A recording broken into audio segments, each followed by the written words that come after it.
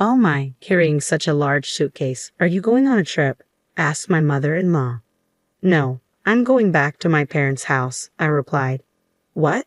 Her eyes widened in surprise. It seems mother-in-law couldn't quite process what I had just said. "I'm tired of the housework and the constant nagging. Please have a happy life with Connor," I continued. "What? Wait a minute," she objected, but I slipped past her and headed outside, dragging my heavy suitcase. I got on the bus to return to my family's home. "My name is Cecilia. I married Connor 4 years ago, and now he runs a one-bedroom apartment where we live together," I reflected. "The apartment we rent is moderately high-end, costing $2,000 a month, something Connor can't afford on his own," I admitted. "The reason we can live in such a luxurious apartment is solely due to my workload and salary. I'm somewhat embarrassed to say it, but I'm an ambitious career woman working in sales for a large corporation. Working from morning till night, starting early and working late is the norm for me," I explained. Sacrificing my private life to stay on top in sales, I started living in this apartment because I wanted to enjoy a lavish lifestyle, at least while I'm home. But my luxurious and peaceful days are beginning to slip away, I confessed.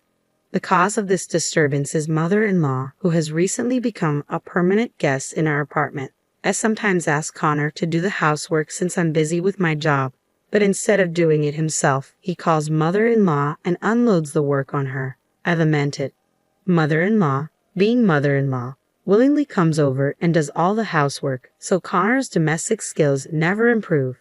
Initially visiting our apartment twice a week, she now seems to live in our place. If it were just housework, I might have simply been grateful and not complained, I added. What's been bothering me is mother-in-law's excessive interference. Why doesn't Cecilia quit her job after all this time? I can't possibly tell her it's because Connor's earnings are insufficient, so I reply with a shallow "I'm sorry." She even adds comments like, "A good wife bears children early on," which continue to trouble me. I continued. Certainly, I couldn't say that Connor was cooperative. His old-fashioned remarks, even anachronistic at times, were draining me, especially after long hours at work. Finally, he started to say things like, "You fold the clothes wrong," or "Using the dishwasher is not good." I couldn't help but wish he would leave if he continued to complain, I admitted. Of course, I wasn't just silently putting up with this. I talked to Connor about it, but he wouldn't take me seriously. At first, he seemed to be listening to me sincerely, but in the end, he always sided with his mother, saying, "But Mom is right." When I lost patience with his mother, who continued to live with us without paying rent or for food and demanded she either pay or leave, Connor sided with mother-in-law and decided to let her live with us for free, I recounted. Slowly but surely, the paradise I had created with my earnings was being taken over by mother-in-law. One day, after talking to my parents on the phone, I began making plans for a small party and decided to invite my parents over to our home. My mother's birthday was approaching, and I anticipated getting paid time off for the occasion. Knowing my parents had expressed interest in seeing our apartment, I saw this as a perfect opportunity. Excitedly, I started planning and called out to Connor, who was lounging on the sofa, absorbed in his mobile phone. "Hey Connor, I'm thinking of inviting my parents over next month. Will you join us?" I asked hopefully. Connor and my parents had only met once during our marriage meeting, and they hadn't interacted much. I hoped the dinner party would be pleasant, and I even considered inviting mother-in-law if she was available. "What? There's no way we're letting your poorly dressed parents into this apartment," Connor snapped back.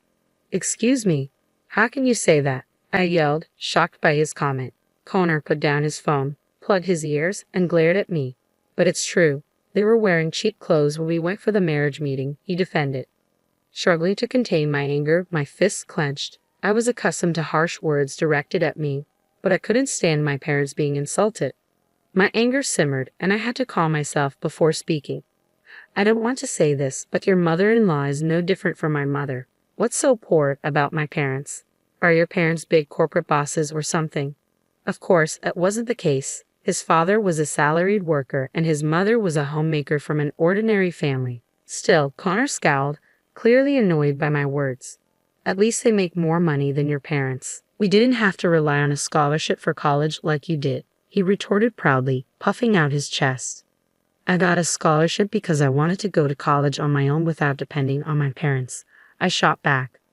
I nearly said, "It's not like you can't leave your parents," but I bit back my words. Arguing here wouldn't solve anything. All I wanted was to invite my parents to the apartment. We won't live together forever. I'm just asking if I can invite them for one day, maybe half a day. That's why I'm saying no. If you can't accept it, then leave this apartment. What? Why are you talking about me leaving? If you can't obey me, I don't need you. I don't even want to live with you. Connor spat out with bitterness, and something inside me snapped. Fine, if that's what you want, I'll leave. But once I'm gone, I won't be paying the rent here, okay? Can you afford to live on your own, Connor? Worried about money? My mom's a homemaker, but she makes good money. $2,000 in rent is nothing to her. I thought Connor was just venting, but it turned out he planned to rely on his mother's income. I was more stunned than angry. I couldn't comprehend Connor's dependent mindset. Why did I marry this man? I never thought I'd see the day when I could trust my judgment of men. I muttered to myself as I slammed down the planner I'd been writing in and pulled a suitcase from the closet. The closet was filled with items my mother-in-law had brought over, and my belongings were pushed to the back. Connor seemed taken aback as he watched me calmly pack, but in the end, he said nothing. I finished packing, headed for the door without a word to Connor, and almost ran into my mother-in-law just back from shopping. "Oh, such a big luggage. Are you going on a trip?" she asked. "No, I'm going back to my parents' house," I replied. "Ha!" My mother-in-law seemed unable to process what I'd said, her eyes widening. "Thank you for everything, like the housework and the sarcastic comments. Please be happy with Connor." "What? Wait a minute, Cecilia," she exclaimed. I slipped past my startled mother-in-law and hurried outside. I dragged my heavy suitcase, catching the bus back to my parents' house. When I recounted the whole ordeal, my parents burst into uproarious laughter. Even I was annoyed by their laughter, as if they were mocking me. I muttered, "Hey, it's not a laughing matter," I interjected. Sorry, Cecilia. You were quite the character, getting so worked up over a comment about your parents," my dad chuckled. Was it a case of an eye for an eye? Even my usually reserved mother couldn't contain herself, covering her mouth and shaking with laughter. "Don't worry, Cecilia. One day Connor will find you an apartment," my dad teased. "Dad, what are you talking about? There's no way Connor would let me have a place," I replied incredulously, but my father simply laughed along with my mother, never explaining his words. In time, work and other thoughts crowded my mind, and I settled into a routine living with my parents. We saw each other every day, but we never mentioned the apartment incident again. 6 months passed since Connor kicked me out of the apartment. Exhausted from early morning commutes and late night overtime, I found myself leading a lazy life, sleeping through the day on my days off. Unexpectedly, my parents approached me one day while I was still half asleep. "Hey, finally awake. We're thinking of visiting the apartment where Connor lives. Want to join us?" my father asked. Still groggy, I couldn't quite grasp what my father was saying and tilted my head in confusion. Seeing me standing there lost in thought, my mother lost her patience and gave me a forceful push from behind. "Come on, get dressed quickly. Put on something really nice," she encouraged. Following her lead, I put on a dress. I had never worn it before. It was a high-end brand, quite expensive, gifted by my parents for my birthday, so I had never felt the inclination to wear it and kept it tucked away. Upon closer inspection, I noticed both my mother and father were also dressed in high-end clothes they wouldn't typically wear. It seemed as though they were subtly flaunting their earnings. Before I knew it, we were standing in front of the apartment building where Connor had lived. I half expected to be turned away at the auto-locked entrance, but that worry was unnecessary. The person we were looking for was right there in the entrance, looking dumbfounded. Connor and his mother-in-law stood surrounded by a large amount of luggage, frozen in place. Hey, Cecilia, what's going on? We've been kicked out of our apartment," Connor exclaimed, his face a mix of confusion and embarrassment. "Kicked out? Did you not pay the rent?" I asked, thinking it was an obvious question, but Connor looked away shamefaced. "I paid it. I even went into debt to make the payment," he admitted quietly. I was utterly dumbfounded by Connor's confession. As I suspected, the claim that mother-in-law was earning money was a lie. Yet they had kept up the pretense of living in a luxury apartment, even going into debt for it. If it were me, I would have moved out long ago. "Why were you kicked out? Did you cause any trouble or something?" I pressed further, but Connor shook his head, clearly clueless. Mother-in-law, who had been silently listening, also seemed at a loss, her gaze fixed on the luggage in the entrance. The awkward silence was broken by my father's sudden laughter, echoing through the entrance. My mother, elegantly covering her mouth, joined in. "What's so funny, Dad?" I asked, puzzled. "No, I'm sorry, it's just amazing. Connor, we'll give you another room if you don't want to use this one. We can arrange for a new one." My father chuckled. "What? What are you talking about?" Connor's voice rose in confusion, mirroring mine. Mother-in-law, like me, appeared bewildered, her gaze wandering between us. "Didn't you know? This apartment has been owned by our company for the past 3 months," I explained, my voice tinged with disbelief. Mother-in-law's mouth fell open in astonishment, unable to comprehend. It was an understandable reaction. I hadn't disclosed to Connor that my father was the president of a real estate agency, and more importantly, that my mother held a similar role as president of a subsidiary within my father's company. Together, they formed a successful entrepreneurial couple. Perhaps I inherited their entrepreneurial genes, considering my exceptional talent in sales.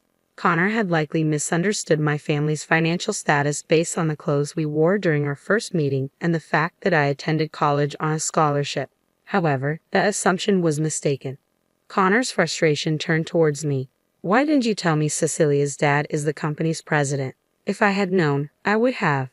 "And what if you had known? Just so you know, I'm not living here on my parents' dime, unlike you, who's always relying on mother-in-law," I interrupted sharply. Surprisingly, it wasn't Connor, but my mother-in-law who quickly grasped the reality of the situation. Perhaps she assessed the hierarchy by observing my mother's high-end clothing. Suddenly, she seemed to gauge my parents' mood before speaking tentatively. I sold the house because Connor said to move here. If we're kicked out, we'll have nowhere to live." Mother-in-law glanced at my parents' stoic faces, but neither of them cracked a smile. It was unnerving even for me, their actual daughter, to see their serious demeanor. My mother softened her expression, trying to reassure mother-in-law gently. "You've been behind on rent for over 3 months, haven't you? We've sent reminders and made many calls, but received no response. We've had to proceed with eviction." I glanced at Connor, wondering if he truly was behind on rent. He quickly looked away, signaling he could only manage to pay his debts for the first 3 months. Mother-in-law appeared equally uncomfortable, visibly unsettled by my mother's scolding. "Can't you do something about it?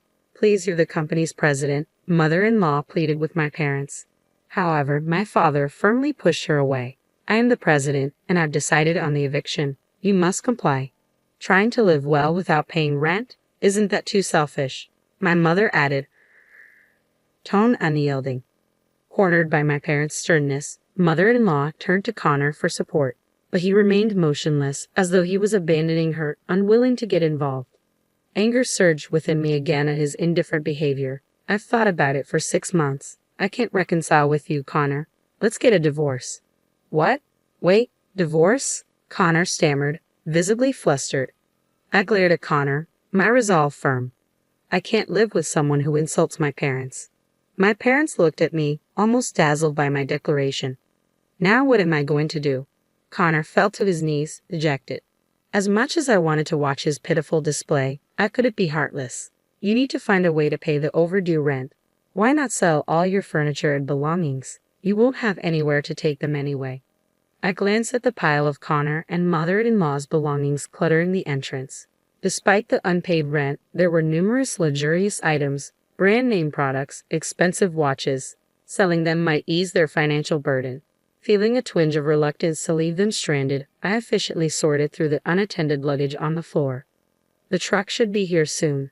Let's transport everything to our warehouse for now," my father suggested, joining in to help. As Connor and mother-in-law stood helplessly by, the belongings that had cluttered the entrance were swiftly stowed away, leaving only valuable brand clothing, jewelry, and watches. "Why don't you visit our shop later? We also buy watches and jewelry," my mother offered with a businesslike smile, handing her business card to mother-in-law. It was a move that dazzled me completely. She had evicted Connor and his mother-in-law and still managed to promote her business. I felt like I could never quite catch up to my parents. They were ruthless in business, a trait I still struggled to emulate. Lost in thought as I observed my parents, my father spoke calmly. People who judge others by appearance and call them poor don't belong in this apartment." With those words, I realized my parents held a grudge against Connor for his earlier remarks. Desperate to pay the rent, Connor resorted to borrowing money everywhere: lenders, colleagues, superiors. Soon, it became a topic of gossip in the company that Connor never repaid his debts. Ultimately, Connor lost his job and was forced to resign after repaying all the money he had borrowed from company employees. Mother-in-law, who had been living off him, likely shared in the guilt. After being evicted from the apartment, mother-in-law moved into the company dormitory with Connor and started working part-time at a factory that belonged to my father's corporate group, a fact that seemed almost comical. 1 month after Connor was kicked out, I successfully divorced him. Additionally, as a lifetime gift, my parents gave me a room in the apartment, and I now lead a comfortable life. Work remains busy, but I've been promoted for my sales skills. Now single, I'm contemplating dedicating even more time to my career.